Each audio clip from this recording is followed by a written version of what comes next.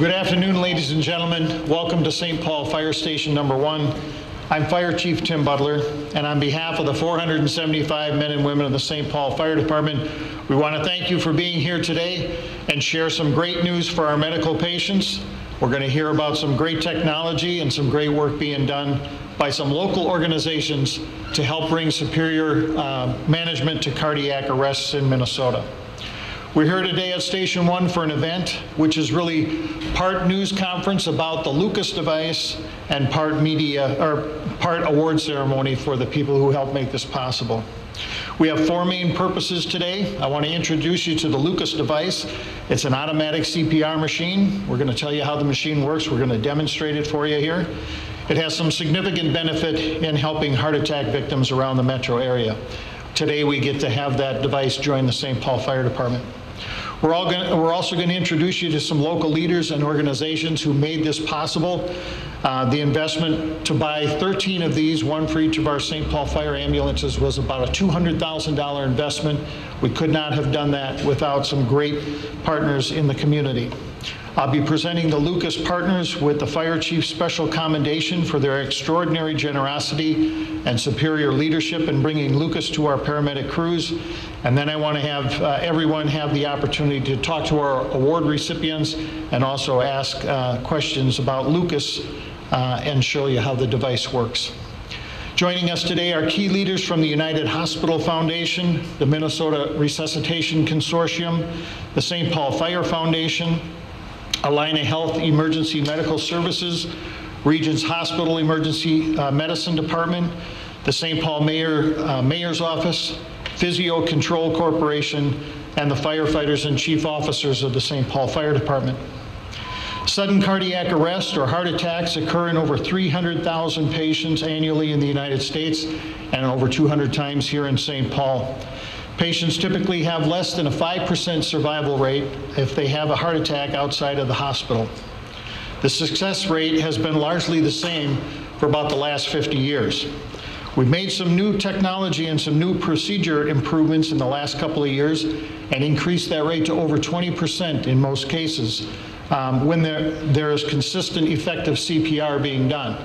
The key is consistent, effective CPR, which is not very possible most of the time in the back of a moving ambulance when you're going down narrow stairways and hallways. In fact, performing CPR under these conditions is largely ineffective and actually downright dangerous for our paramedic crews. We've been unsuccessful in getting funding for the Lucas devices up till now. Our department budgets have been cut pretty dramatically. We have not been able to get federal grants for this, so these partners that came forward and said, we'll help, did greatly help us today. I'd like to introduce Dr. Charles Lick. He's from Allina Health EMS. He's the medical director there. And Dr. R.J. Frasconi, the medical director for Regents Hospital EMS. And they're going to talk to us about the state of cardiac arrest management in Minnesota and the value of the Lucas device. Dr. Frasconi, Dr. Lick. Regents Hospital is celebrating its 40th year of having the honor and privilege of being the medical directors for the St. Paul Fire Department.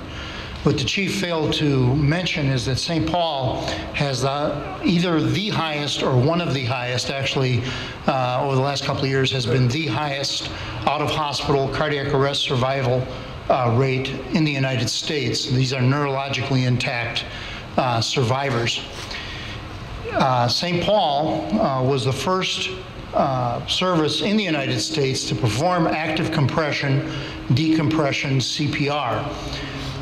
That's what the Lucas is based on, and it's sort of paradoxical that St. Paul is going to be one of the last services in the Twin Cities to actually have Lucas, and that's because we've been doing the research to get it done. We're Site 1 out of 7 sites for 4 years, published that research in the British Journal, The Lancet, in January of 2011. The citizens of St. Paul benefited from that research, and now they're going to permanently benefit from the placement of Lucas here. So again, honor and privilege to deal with this service that not only thinks about itself, but thinks about its citizens and the citizens of the world. Thank you very much. We've had the Lucas device since November 2007, and glad to welcome St. Paul Fire and its citizens with the use of this device. Clearly does better, more consistent CPR, and I think there's going to be people's lives saved in St. Paul with the use of this device. So glad to be part of this, and glad to be here too. Thank you very much. These devices, as I said, are expensive. The department wasn't able to purchase them on their own, and some very generous donors stepped forward to help, especially and most notably the United Hospital Foundation. The United Hospital Foundation was established in 1984, but their roots stretch back to 1853 when parishioners of Christ Church first started collecting donations to build an orphan's home and a hospital. That became the third hospital in the state of Minnesota, which ultimately became United Hospital. The foundation specializes in providing technology and programming support to the hospital and to build stronger ties between the hospital and the community. I'd like to recognize Mr. Duke Adamski. He is the president of the United Hospital Foundation. And Duke, if I can have you come up here and let you talk about the foundation, that'd be wonderful. Thank you very much. United Hospital Foundation was happy to participate in this program. When I've been at the United Hospital Foundation as president for 30 years, and we've been building things like a state-of-the-art heart center, state-of-the-art neurological care center, state-of-the-art emergency room just recently. And you don't stop and think about the work that you do in the community. Yet I look back and I look right across the street here, and the United Hospital Foundation built the United Family Health Center, a $15 million clinic to help the underinsured and uninsured people of St. Paul. You look at the airport, the funding of, I believe it was over $100,000 for the AEDs that were at the airport and used at the throughout the Minneapolis airport. So when we were approached to participate in this program, we sat back and said, what is our mission? And our mission is to support the mission of United Hospital. And United Hospital's mission is changing. It's changing from one of taking care of patients in the hospital only and meeting them and caring for them when they're in critical need, to moving out into the community and help people live a healthier life.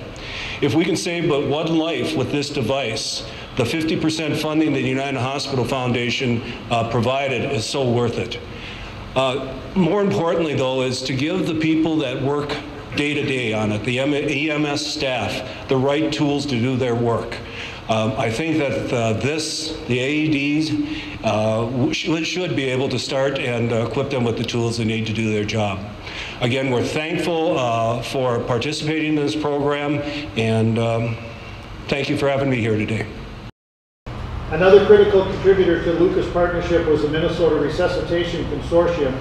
This consortium, based in the University of Minnesota Cardiology Division, is dedicated to developing and expanding sudden cardiac arrest survival rates across Minnesota and the United States. I'd like to introduce Ms. Kim Harkins from the Minnesota Resuscitation Consortium. Kim.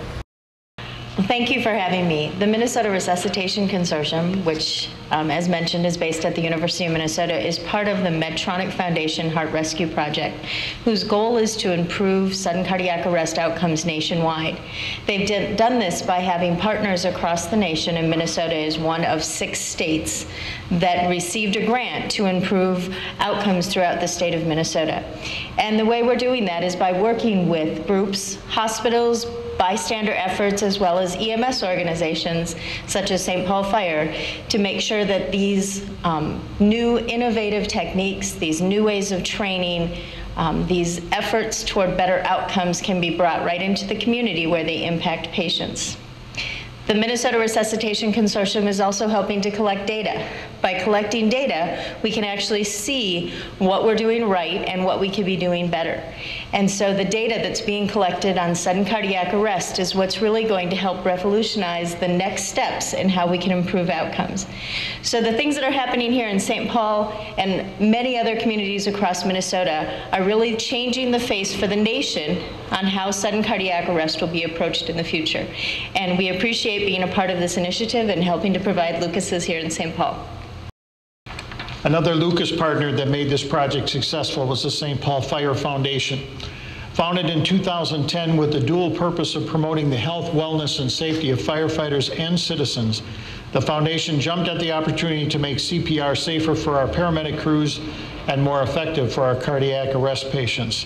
The foundation donated $25,000 to the Lucas Project, and joining me now are the foundation's Executive Director, Mary Kazi, and President of the foundation, Fire Captain Brian Kroger. Although we are a fairly new foundation, 2.5 years old, I don't think we're wet behind the ears, and I think we've been doing very well in that short time. As the chief mentioned, we're trying to help the firefighters and the community they served, and with our 5 broad initiatives so far, we have put 10 AEDs in the St. Paul elementary schools and 10 AEDs in the parks and rec centers. And also to be a part of this Lucas device has been an honor, and we're very proud to be a partner with all of you on this. Brian Kroger with me is our president of the executive board. He's a captain and a paramedic on the fire department, so Brian will be one who will be taking part and be very thankful for the Lucas device. So again, we're honored to be a part of this, and as Duke said, if we can save one life, it's well worth the investment. So thanks again for letting us be a part of this Lucas device.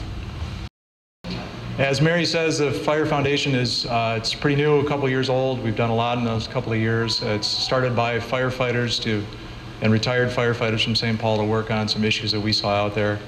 As the chief mentioned, we sort of identified our issues as things that would promote the health, safety, wellness of firefighters and the community that we serve, and I think this is an example of something that we can participate in with everybody else here and sort of advance those goals. So I'm looking forward to seeing it on my rig.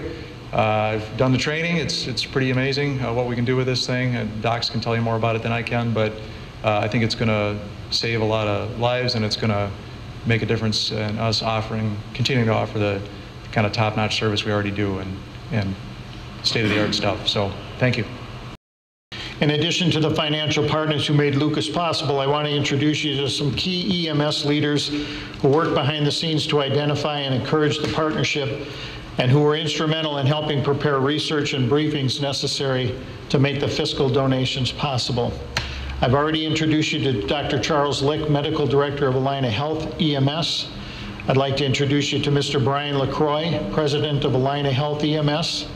You've met Dr. Frasconi from Regions EMS, and I'd like to introduce our Deputy Fire Chief of EMS, Matt Simpson. Would you folks come up? Brian, why don't you lead off and talk about Allina's great work? I lead the team at Allina Health EMS. In our organization, we have about 500 providers that serve about 1 million Minnesotans with primary 911 service in the state, across the state in various communities. But we're kindred spirits with our colleagues here at St. Paul Fire in terms of a keen interest and dedication to serving our communities by providing excellent care. You see, it's been mentioned that Minnesota has one of the best outcomes in cardiac arrest in the nation, and that is, for a long time, those of us who've been around for a while used to always concede that honor to Seattle. Well, Seattle ain't got nothing on us anymore. We are doing this as well, if not better, than anybody in the country. And it's because of a few things. It's because of visionary leaders like Dr. Frasconi, Dr. Lick, leadership of your department here in St. Paul, of Chief Butler, Chief Simpson, and many others. It's really about the dedication of the men and women, many of whom are here in this room, who respond to the call every day to be the best part of somebody's worst day. And that is truly an honor that we are pleased to be a part of. We are also, in my opinion, the best because we have the culture of sharing. You see, ambulance services don't compete. We have different primary service areas that we may respond to. But we have embraced, and I think it's embodied by your leadership here at St. Paul, a culture recently of helping one another like never before. We share best practice, we share information, we share operational excellence, and we share our failures so that we can learn from them. We're very pleased to be part of that movement here in this, really this country, here in Minnesota, and be a small part to contribute to what's going on here at St. Paul Fire. So thank you very much. Thank you, Brian. I might add that interagency cooperation hasn't always been there in the past, and I'm really glad to see that it's coming out. And that's what made this project to me so enlightening. Not only do we have great fiscal partners, but great people that work behind the scenes. Somebody lined up these interviews, and it wasn't me. Bigger minds than me were at play, so appreciate everybody's work. I'd like to read some commendations. The fire chief's special commendations has only been issued one time in the department's history. We just developed the award for people who go above and beyond the call of duty, if you will, to bring a lasting and sustained benefit to the people of St. Paul and public safety. This is the second time we've made the award, and I'd like to recognize a number of people. I'm going to ask my Fire Marshal, Steve Zacher, to help me pass out these awards to these people and some other members of the staff that weren't here, and also we'll be reading a citation that goes with the award. So for Regions Hospital, Dr. R.J. Frasconi, Medical Director, and Dr. Aaron Burnett, Assistant Medical Director for Regions EMS. Let me just read one of these and then I'll read the letter after a while. Fire Chief Special Commendation awarded to Dr. R.J. Frasconi, Medical Director, Regions Hospital EMS. On behalf of the City of St. Paul, we thank you for your outstanding generosity and leadership in supplying Lucas automatic CPR devices to all 13 St. Paul Fire paramedic ambulances. You championed the cause to close a deadly technology gap for the fire department, which will help us provide superior care to patients in cardiac arrest. Your extraordinary work to bring Lucas to our medical patients will leave a lasting legacy of improved cardiac arrest management in the City of St. Paul and the surrounding metropolitan area. Thank you for helping to make St. Paul the most livable city in America. So, Doc, thank you. From the St. Paul Fire Foundation, Mary Kazi, Executive Director, Brian Kroger, President, Ben Shank, Vice President, Steve Shapira, Secretary. 4 awards for the St. Paul Fire Foundation. Thank you, Mary and Brian, and the members of your staff. I appreciate it. I should note that as we introduce Brian and Ben and Steve, always a tricky subject. They're part of the foundation, so they're separate from the fire department, but as you can see, they're not separate at all. Brian's a paramedic fire captain. Steve Shapira, the secretary, is a paramedic fire captain, and Ben Shank is a paramedic firefighter. He's the vice president. So thanks again. United Hospital Foundation, Mr. Duke Adamski, he's the president of the United Hospital Foundation. Jack Ritt, chairman of the United Hospital Foundation Executive Board, and David Beard, the director of development for the foundation. Duke, thank you.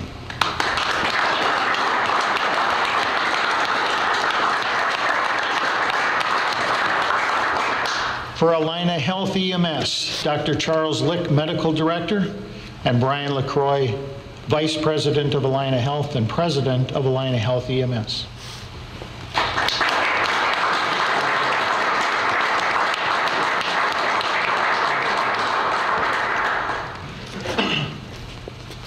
And finally, our EMS chief, Matt Simpson, for the St. Paul Fire Department. Matt, thank you.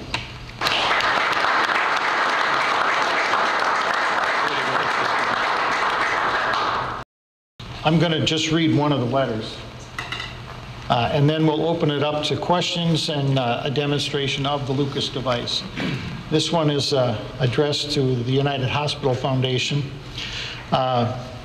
The Fire Chief Special Commendation for Mr. David Bird. St. Paul Fire Department places its highest value on saving innocent life and property, and we hold in great esteem the public and private partners who share that commitment to the public safety. When the St. Paul Fire Department faced a deadly technology gap in the management of cardiac arrest patients, the United Hospital Foundation provided significant project leadership and financial contributions to equip the department with Lucas automatic CPR devices. These actions are worthy of special recognition. The Lucas device provides automatic external chest compressions for cardiac arrest patients. For the more than 200 cardiac arrest patients treated by St. Paul Fire Department crews annually, the Lucas provides superior quality compressions and frees paramedic crews to do other life-saving interventions. When combined with other pre-hospital interventions, Lucas can double successful resuscitation rates. St. Paul Fire was the only major advanced life support provider in the metro area that did not yet have these life-saving Lucas devices, and without the financial help of the Lucas Partnership, the department would have lagged far behind the metro area's standard of care. The United Hospital Foundation generously donated $98,000 to purchase 13 Lucas devices, one for every St. Paul Fire Department paramedic ambulance. Lucas will now respond to the more than 35,000 emergency responses annually with St. Paul Fire crews. These devices will close a significant cardiac resuscitation gap in the metro area and in the city, and will be directly responsible for saving lives, improving patient outcomes, shortening recovery times, and reducing paramedic crew injuries. David, the exceptional generosity, teamwork, and leadership you provided to bring Lucas to the St. Paul Fire Department will have a significant and enduring impact on the life of St. Paul residents and the safety of St. Paul Fire ambulance crews. Your leadership on this project and on the United Hospital Foundation is a shining example of public safety cooperation and generosity, and is keeping with the highest traditions of the St. Paul Fire Department. I hereby award you the Fire Chief's Special Commendation in recognition of your superior and lasting contributions to public safety. I commend you for your extraordinary work.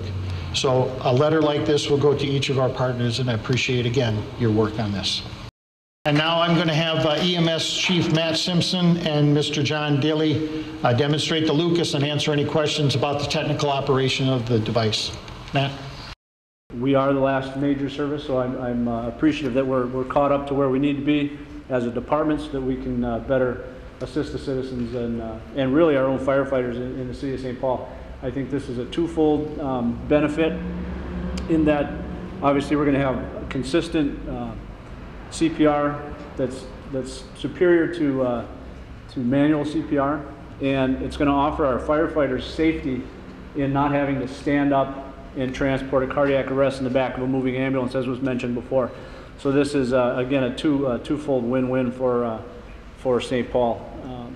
This is the Lucas device. It comes packaged in this little backpack, so it's easy to get out of the rig, in and out of the rigs. If we arrive on a cardiac arrest, we can just grab the bag, bring it in. It sets up in a matter of 20 to 30 seconds. This will be active on a patient. So we're going to try to get ourselves down to that 20-second mark, but John's going to help us get there, right? Yeah. So again, it's got a board that goes under the back, a back plate, if you will, that fits under the back of the patient, and this unit collapses, or not collapses, but basically hooks up and is in situation readiness. We grab it, we power it up. We bring it down to the depth of the chest that we want to make sure that the plunger hits the chest, which once that makes that connection, it will only go to a 2-inch depth to give us that consistent CPR that we're looking for. And once we get it set, we lock it in place, and then we simply push start. It's that simple, and that's the operation. So that's the benefits. It offers the possibility of an active compression and decompression. There's the suction cup, for lack of a better term. When we push down, the plunger pushes the chest down, and if it's got a good seal, it's not mandatory that this works this way, but if it does make a good seal, it will pull up on the chest, allowing that cavity, or the heart rather, to refill with blood much more effective. So that's another benefit. And again, our firefighters do not have to stand up during the transport of a cardiac arrest patient. So that offers us as well some safety features that we've never had before.